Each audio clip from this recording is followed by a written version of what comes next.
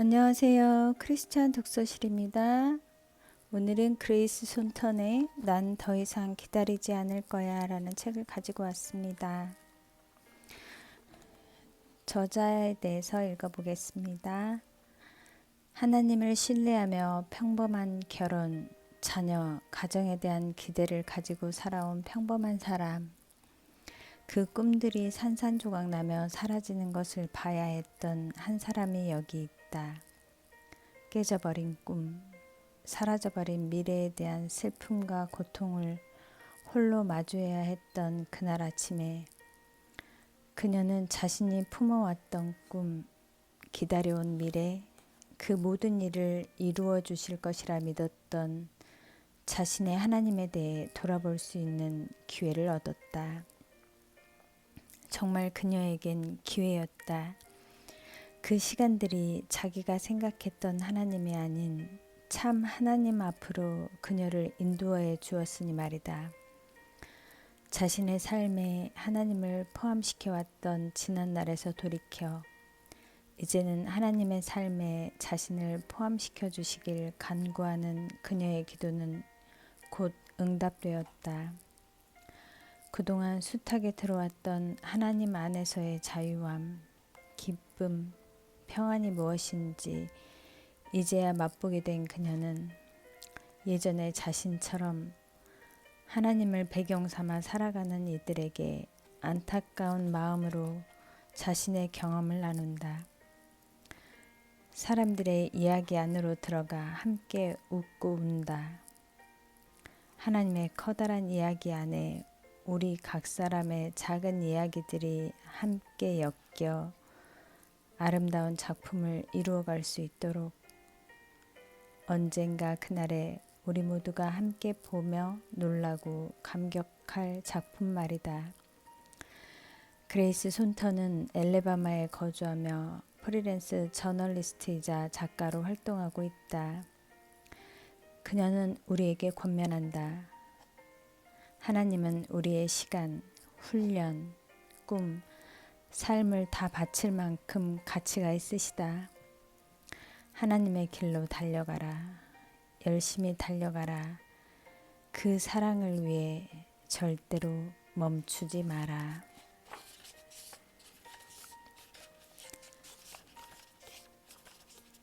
들어가는 글, 그것은 정말 필요한가? 아마도 당신에게 가장 힘이 되는 말은 이것 아닐까? 삶이 다르게 느껴질 수 있다. 그것은 달라질 수 있다. 삶은 지금과 달라질 수 있다. 오래전 내가 생각했던 좋은 삶이 어떤 모습이었는지를 기억한다.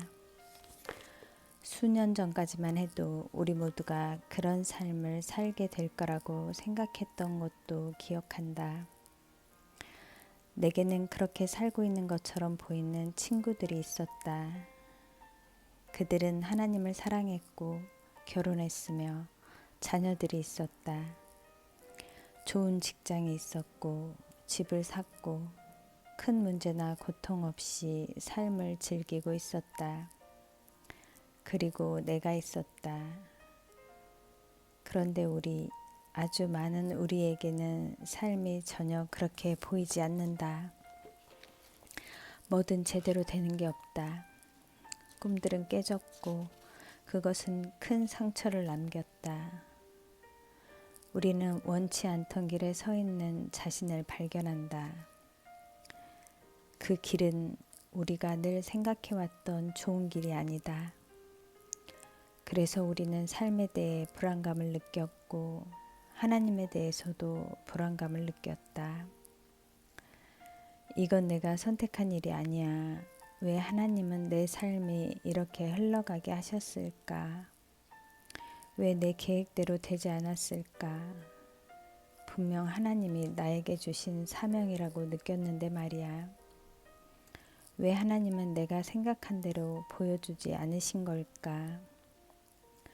우리가 인식을 하든 못하든 우리 마음 깊은 곳에서는 상처 입은 속삭임이 점점 더 포효하는 질문으로 바뀌고 있었다. 하나님이 이런 분이라면, 이것이 하나님이 나를 사랑하시는 방식이라면 나는 대체 뭘 어떻게 해야 하는 거야? 어떤 이들은 자신의 믿음이 현실과 맞지 않음에도 불구하고 나는 하나님에 대해 믿어왔던 것을 여전히 믿어라고 말하며 냉담하게 살아간다. 또 어떤 이들은 조금 늦더라도 모든 일이 잘 될 것이라는 희망을 가지고 계속 걸어간다. 어떤 이들은 매우 불공평해 보이는 이 충격적인 하나님의 모습에 분노를 느꼈다. 그리고 어떤 이들은 하나님을 떠났다. 나는 당신에 대해 내가 한 일을 말해줄 수 있다. 나는 많은 일들을 시도했다. 내 꿈들을 내 손으로 이루려고 했고, 새로운 꿈들을 찾아보기도 했다. 잘 되는 일도 있고, 그렇지 않은 일도 있었다. 그러나 어떤 경우든 하루를 마칠 때면 마음이 편치 않았다. 뭔가 잘못된 것 같은 기분이 들었다. 뭔가 심각한 문제가 있는 것처럼 느껴졌는데 그건 단지 내가 원했던 삶의 모습이 아니었기 때문만은 아니었다. 사실은 그보다 훨씬 더 큰 문제였다. 그때 나에게 필요했던 건 내 삶을 좋게 만들 방법을 찾는 것이 아니었다. 나는 정말 좋은 것이 무엇인지 알아야 했다. 그래서 내겐 내 삶과 기대와 꿈들이 무너지는 현실이 필요했다. 완전히 다른 이야기를 쓰기 위해서는 말이다. 내 삶이 더 좋게 느껴지게 만들려고 노력해봐야 달라지는 건 아무것도 없었다. 필요한 것은 오직 하나님과 나를 향한 그분의 사랑에 대한 새로운 관점이었다. 혼자서 하나님이 다스리고 계셔라고 말하면 기분이 좋아진다는 것에 대해 말하려는 게 아니다. 내가 생각했던 하나님이 아니라 진짜 하나님이 어떤 분이신지를 살짝 엿보게 되는 것을 말하려고 한다. 그 경험은 나를 부술 것이고 내 삶을 위한 새로운 꿈들을 써내려갈 것이다. 나는 실패할 필요가 있었다. 내게 필요한 것은 삶이 더 좋아지는 것이 아니라 철저히 달라지는 것이었으니까. 어쩌면 당신에게도 바로 이런 것이 필요할지 모르겠다. 크신 하나님을 언뜻 보다. 그날 아침에 나는 눈도 뜨지 않은 채 몸을 굴려 손가락으로 더듬어 알람 시계를 붙잡았다. 그 바람에 내 손은 구겨진 휴지더미를 쳐서 무너뜨렸다. 그 휴지더미는 바람이 불어 자신을 날려 보내주길 밤새 기다리고 있었을 것이다. 그것은 이제 무너졌다. 나는 그것이 왜 거기에 있는지 기억해냈고 괴로워졌다. 그날 아침 나는 침대 속으로 더 깊이 파고 들어갔다. 언제까지나 기억에 남을 깊은 감정 속으로. 그것은 내면에 깊이 새겨지는 그런 감정이었다. 나는 그 힘을 뿌리칠 수가 없었다. 두 눈을 꼭 감은 채 내 마음에 내려앉는 그 느낌을 깊이 빨아들였다. 고통, 무서움, 고독, 막연함이 뒤섞인 이상한 감정이었다. 그 감정은 내 영혼의 충격적인 모습으로 다가왔다. 그레이스, 내 삶은 내가 생각했던 대로 되지 않을 가능성이 커. 전날 밤 나는 남자친구와 헤어졌다. 우리는 대학교 때부터 꽤 오래 함께 해왔고 애인 사이가 되기 전에 이미 오랫동안 친한 친구로 지냈다. 그래서 상실감이 정말 컸다. 그 관계의 죽음은 깊은 상처를 남겼다. 하지만 그날 죽은 것은 그것만이 아니었다. 내 삶의 계획도 같이 죽었다. 단지 이별 때문만은 아니었다. 몇 달 동안 위태롭게 버텨오던 내 계획들에 이별이 마지막 결정타를 날렸을 뿐이다. 내가 꿈꾸던 취직 기회들이 사라졌고 해외로 나갈 기회도 사라져버렸다.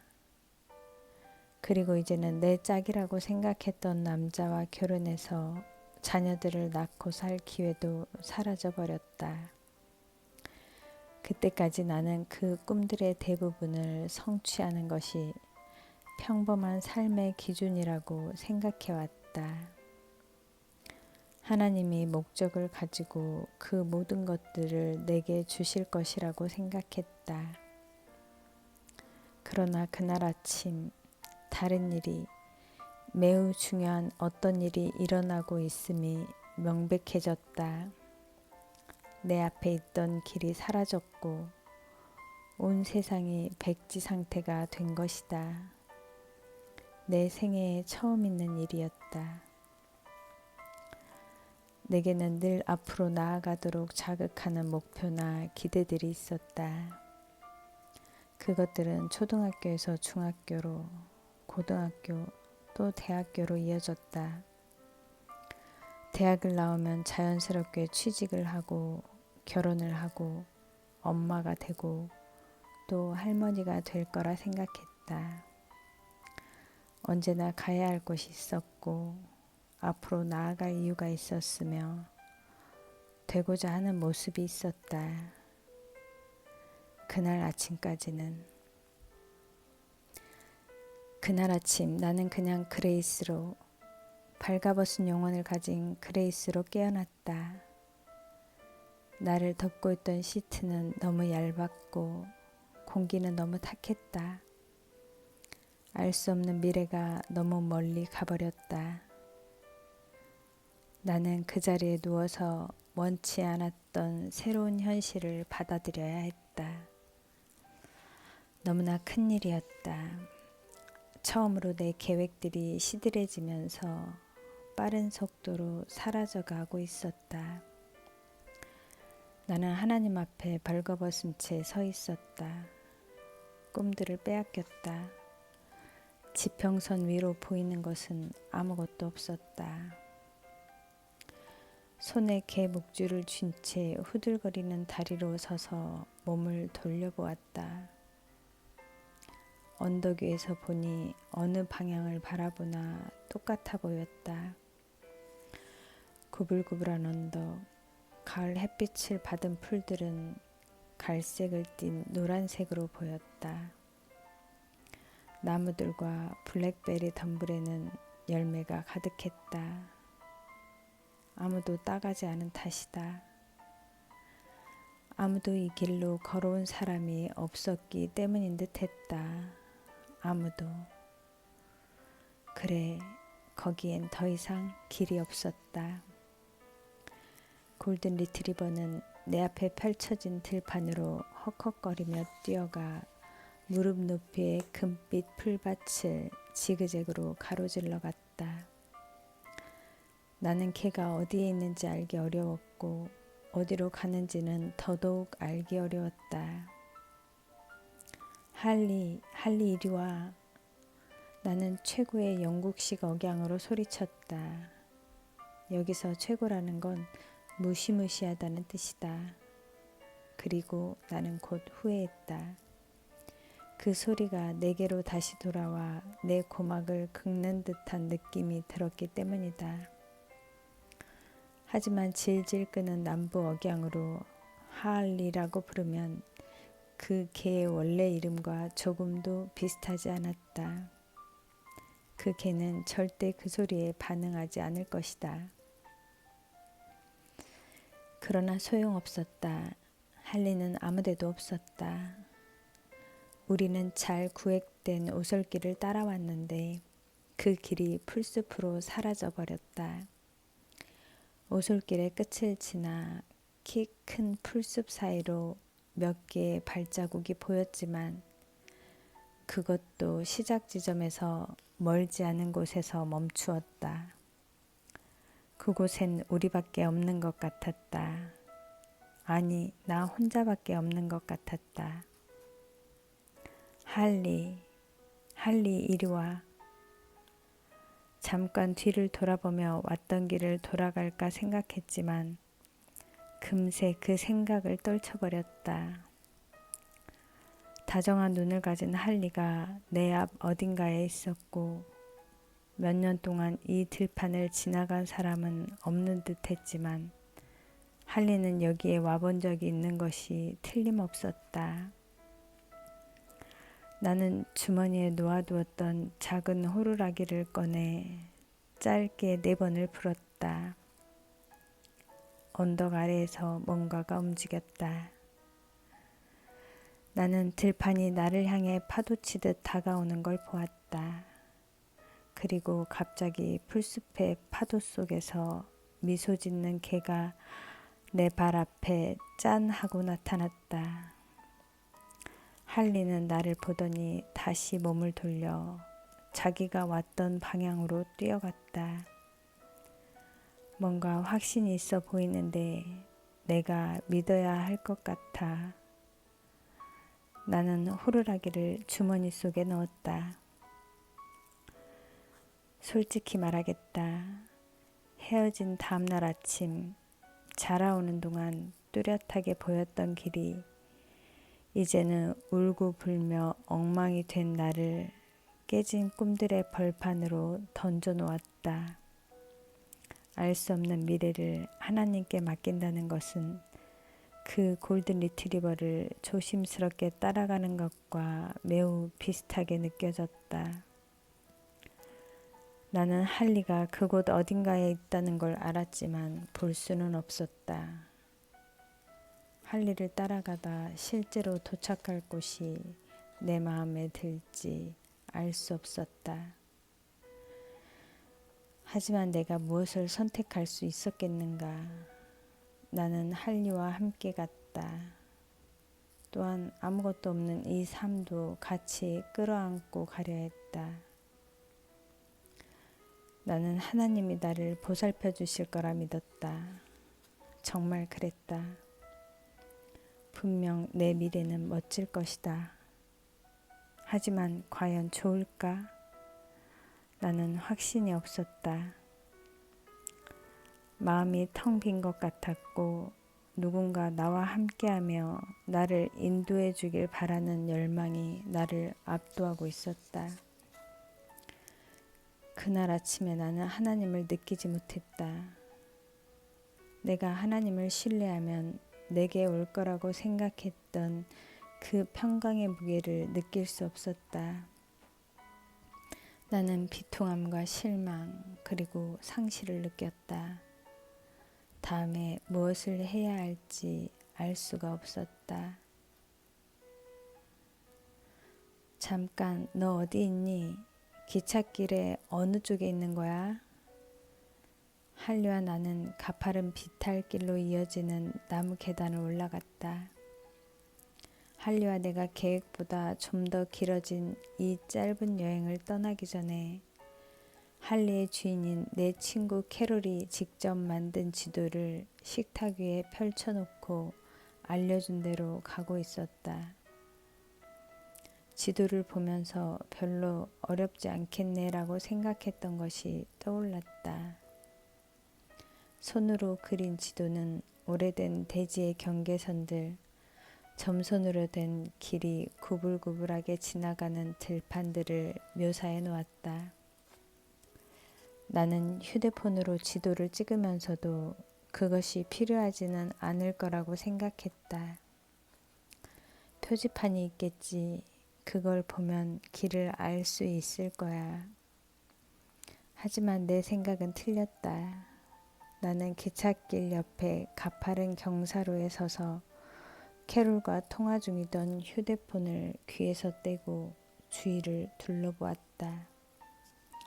할리의 혀는 입 왼쪽으로 나와 있었고 헐떡거리는 소리가 공기 중에 가득했다. 저 멀리 성 존스 교회가 보여. 내가 말하자 캐롤은 잠시 멈췄다 말했다. 그래, 내가 어디 있는지 정확히 알겠어. 그리고 나에게 자세하게 길을 안내해 주었다. 말 방목지를 통과해야 해. 말이 너에게 다가올 수 있지만 순하니까 걱정하지 마. 나무들을 지나서 조금 더 걸어. 그리고 마지막으로 도로 끝에서 주 도로로 돌아가라고 말했다. 지친 개와 나는 마침내 집으로 돌아가는 길을 찾았다. 할리는 간식을 달라고 내 주머니에 코를 대고 킁킁거렸다. 최고급 갈비도 먹을 자격이 있는 그 개에게 내가 가지고 있던 약간의 간식을 주었다. 할리는 최선을 다했다. 비록 내가 할리의 많은 제안들을 거절했지만 말이다. 할리가 생각하는 가장 좋은 길이 집으로 가는 것보다는 다람쥐들을 쫓아가는 것과 더 관련있을 거라는 생각을 떨쳐내기가 힘들었기 때문이다. 이제 다시 집 안으로 들어와 비스킷을 배불리 먹은 할리는 주방 타일 바닥 위에 드러 누웠다. 그 옆 식탁 위에는 여전히 지도가 펼쳐져 있었다. 내 눈은 몇 시간 전만 해도 너무나 간단해 보였던 연필로 그린 길을 따라갔다. 하지만 길이 없어지자 계획 따위는 아무 소용이 없었다. 결국 나를 구해준 건 집으로 오는 길을 알고 있는 사람을 내가 안다는 것, 그리고 안심하고 기꺼이 내 길을 그녀의 손에 맡길 만큼 내가 그녀를 잘 안다는 사실이었다. 엘라바마에서 내 계획들이 무너지는 것을 보며 눈물 젖은 아침을 보낼 때 나는 이 모든 것이 어디로 향하고 있는지 지도에서 찾고 싶었다.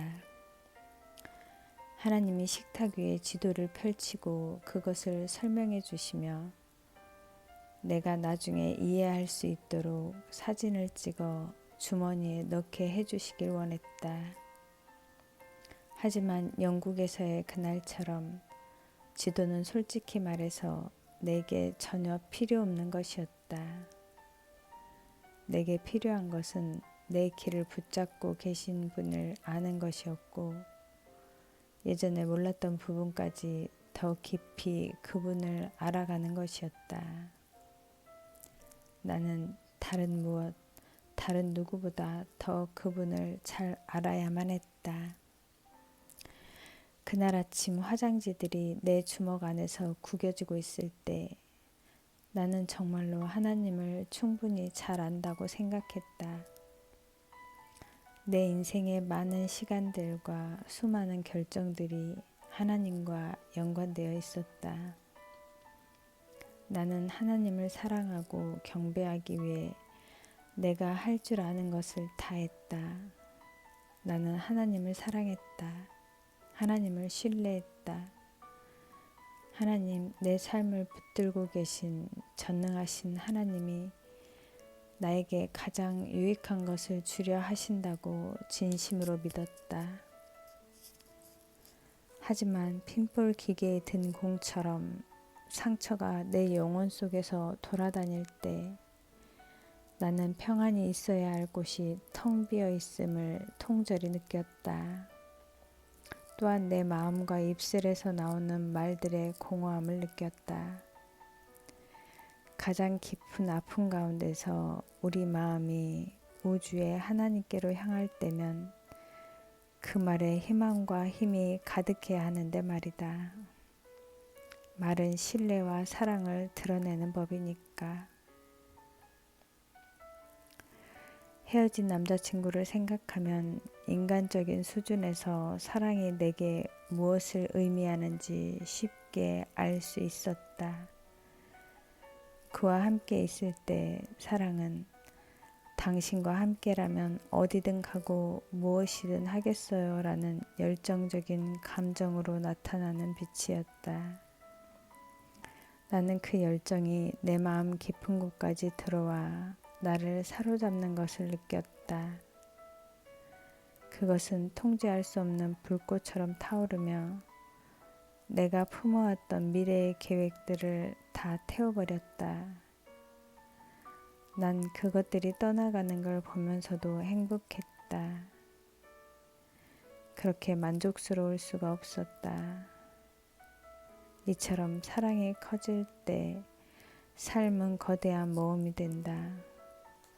어떤 힘든 순간들도 구원의 빛에 씻기듯 사라진다. 그러나 하나님에 대해 생각할 때면 사랑이 연약하고 밋밋하게 느껴졌다. 마치 교회 게시판에 붙어있는 빛바랜 판지로 만든 표지판처럼 그 사랑은 내가 하나님을 믿는 것, 하나님이 나를 위해 많은 일을 행하셨다는 사실을 아는 것, 그리고 내가 감사하는 것을 의미했다.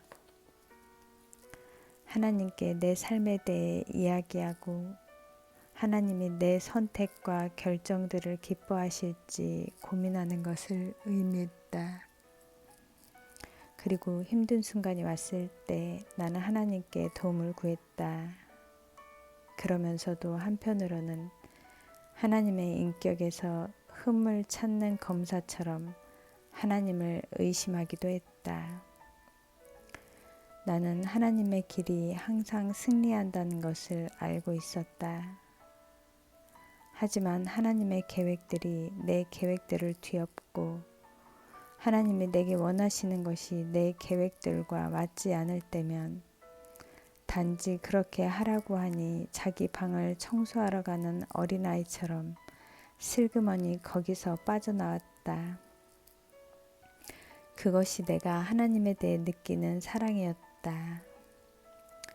어쨌든 나는 그 두 가지 정의, 즉 온 마음을 빼앗긴 사람과의 사랑과 하나님을 향한 내 사랑이 같은 것이라고 생각했다.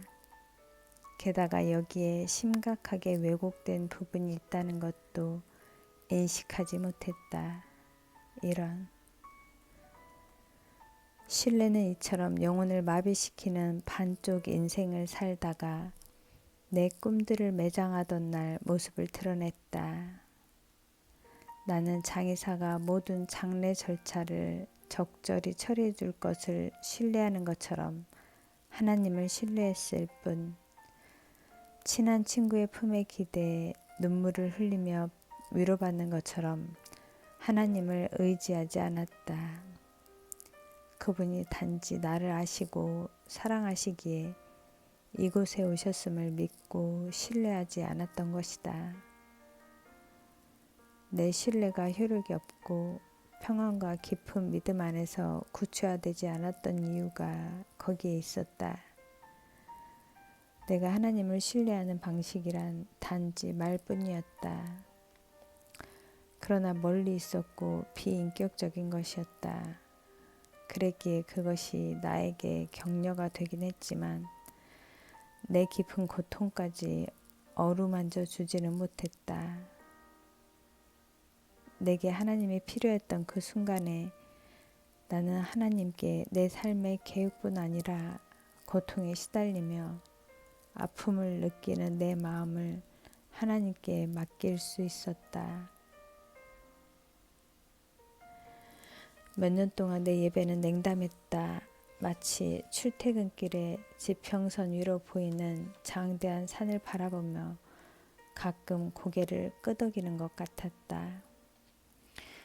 나는 하나님의 사랑에 취할 만큼 안심하고 기쁨으로 내 꿈들을 그분의 손에 맡기고 싶을 만큼 하나님이 원하시면 새로운 꿈들을 쓰시게 할 만큼 하나님을 친근하게 알지 못했다.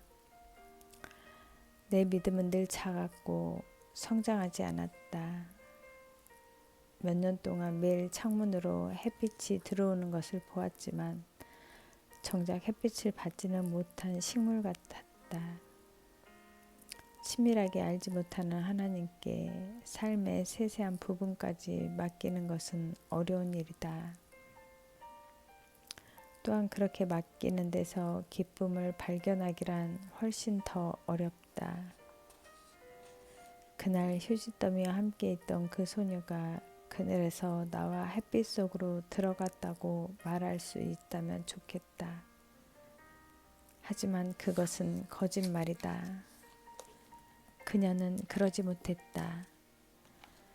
사실 오랫동안 나는 내 방식으로 하나님을 신뢰하며 살아왔고, 나 혼자서 일하고 달리고 자전거를 타고 친구들을 사귀며 삶을 구축해왔다. 백지 상태에 있는 나로 무언가 하게 만들고 깨진 조각들을 모아 내 힘으로 새로운 것들을 만들려고 애썼다. 나는 의욕적으로 삶을 추구했다. 목적 있는 삶을. 그런데 그러는 동안 누군가가 나를 쫓아오고 있었다. 감사합니다.